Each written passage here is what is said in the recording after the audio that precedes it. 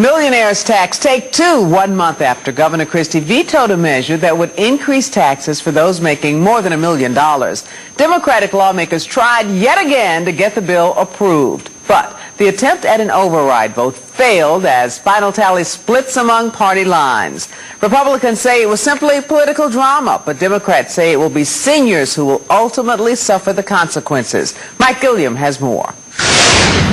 The millionaire tax is officially dead in Trenton as the state assembly votes down a measure to override Chirstie's veto of similar legislation by a vote of 47 to 33. Democrats failed to get the two-thirds majority they needed to send the bill to the state Senate when assembly members voted along strict party lines. I find it really disappointing that we weren't able to get 7 Republicans to side with the 600,000 seniors and disabled folks in New Jersey, restore their rebates, an average of $1,300 each.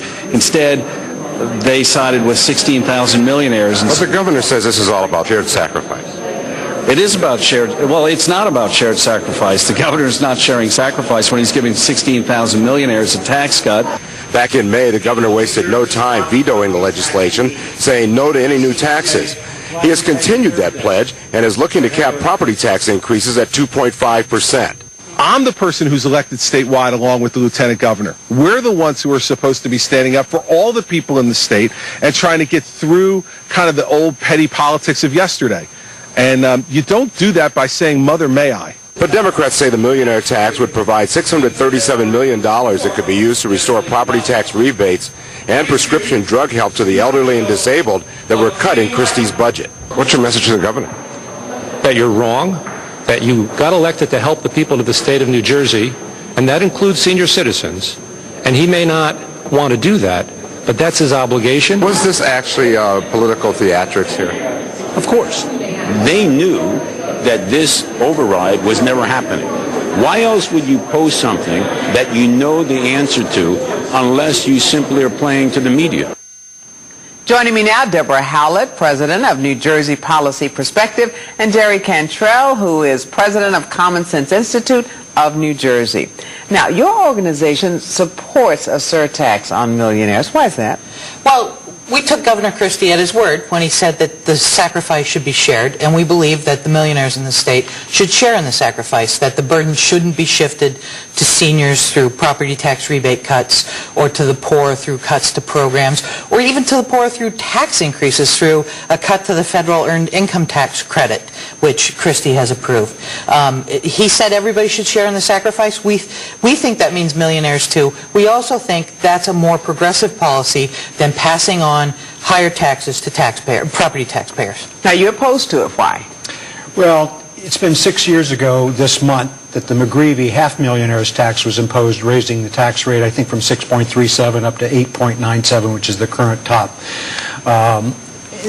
Let's put a face on the millionaires that we're talking about. The proponents of this bill would have you believe that they're the idle rich who summer on the Hamptons and flit over to the south of France for intellectual stimulation, I suppose. The reality of the situation is that the vast majority of these people are small business owners operating under S corporations or limited liability corporations, and they may be the person who lives down the street from us that we don't even recognize that has that kind of a cash flow coming in on an annual basis.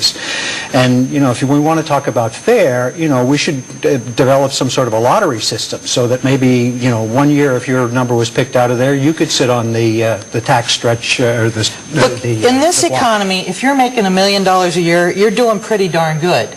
And you should be willing to make a little more sacrifice for the 10% of the population who doesn't even have a job. But do you think that's going to penalize seniors? Do you think the Democrats are no, look, right when they say... one of the things, you brought up the half-millionaires tax, which my organization supported. Since the half-millionaires tax was enacted, there were 25,000 people in New Jersey who made $1 million. Since that tax was enacted, that's almost doubled to 47,500 people who make $1 million a year, $500,000 a year in New Jersey. I don't think raising those taxes chased them out of this state.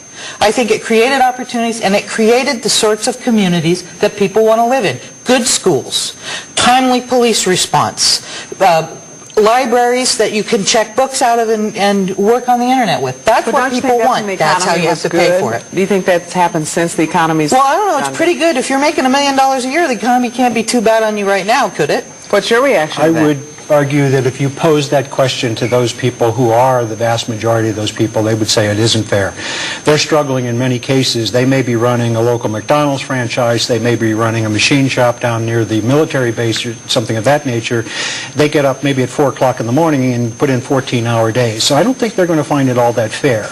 You know, if we want to be fair, let's take a whole different look at the situation. And again, put it out on some sort of a lottery. So maybe one year only females pay the extra tax. Another year maybe, why don't we have a tax system that's based on the ability to pay?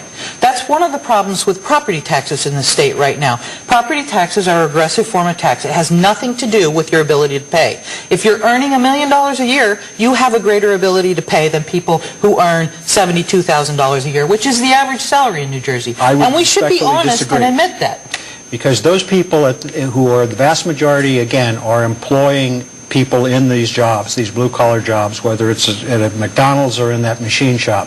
And if you're going to take that extra income away, you're not giving them an incentive to expand their businesses. Well, and what does it give to their employees? It gives them less health care because there have been family planning health care cuts. It gives them less health care through the family care health cuts. It cuts the earned income tax credit, which encourages people to work. That is, in effect, a de facto tax increase on people who make $25,000 a year or less. If you're a minimum wage worker at a McDonald's and you have 2 children, you are losing $300 on the earned income tax credit. It's a $300 tax increase. At the same time, millionaires are getting thousands of dollars cut from the tax obligation that they had last year to the one that they have this year. That's not fair. What about the Democrats who put this up for it, knowing that it was going to be voted down again? I mean, what about the fact that they put it up again for the override vote?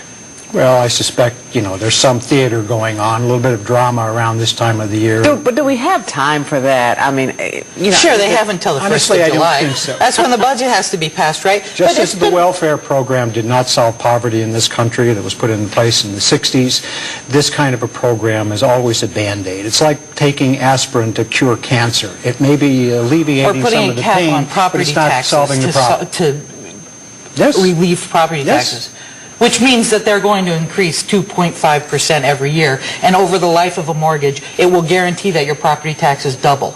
Look, I want to say something about the theater. This has all been theater from the time Chirstie vetoed it 10 minutes after it passed the Senate. They walked to the bill from the Senate where it passed into the governor's office. He signed his veto on it, and Steve Sweeney took it back from him and said, "I will be back." And he came back. He was good to his word. They had a little more theater. And the Democrats want to lay this budget on the Republicans because they know a year or 2 years from now, when class sizes have doubled and emergency response times grow by 3 or 4 minutes and it costs people's lives, somebody will have to be held to account. And it'll be the Republicans who introduce this budget. Why is it always that group that gets segregated out? It's like the smokers. No one lobbies for the smokers, so they get these extreme taxes on their products that they utilize and buy.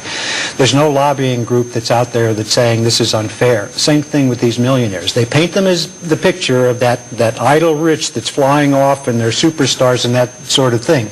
That's not reality. The reality is, there are many cases our neighbors.